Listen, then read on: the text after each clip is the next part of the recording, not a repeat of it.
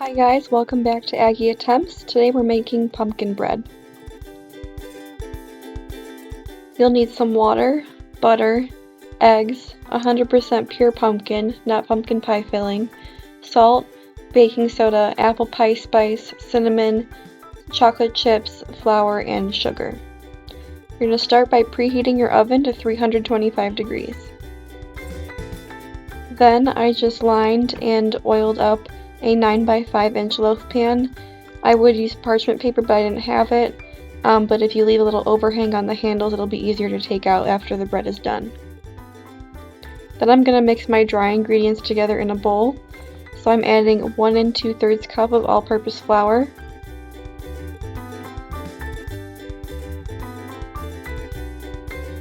then I added almost a full cup of sugar. The recipe called for 1.5 cups, so I thought that was too much. Then I added 1 teaspoon of baking soda, half a teaspoon of salt, and then as much cinnamon and apple pie spice as I wanted.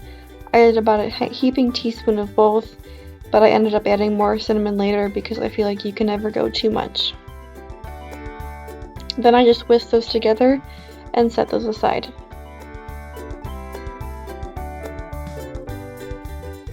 Then I melted 1 stick of butter. Then I poured in enough water to make it a full cup, which is about half a cup of water. And I added almost a full can of pumpkin. I took out 1/3 of a cup for a different recipe, but this made the bread really moist.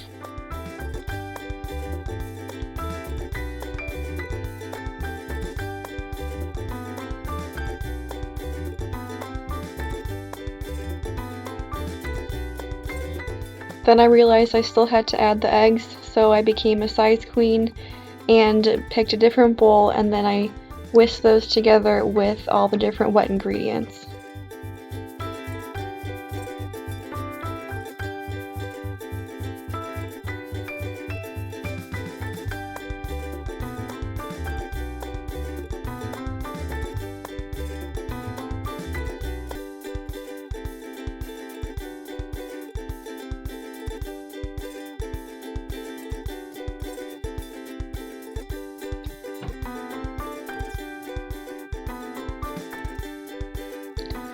Then I added my wet ingredients to my dry ingredients and just folded those together.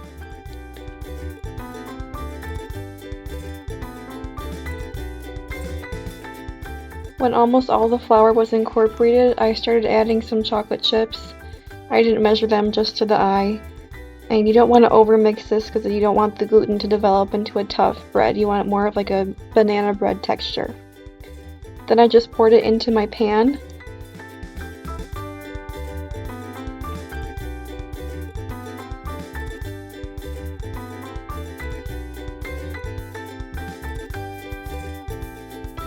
And you want to put it in the oven for about 60 to 70 minutes. I recommend setting a timer for 1 hour and checking it then. You don't want it to be completely dry because it'll still cook a little bit after you take it out of the oven. And this is what it looked like at the end. Stay tuned for some burned biscotti.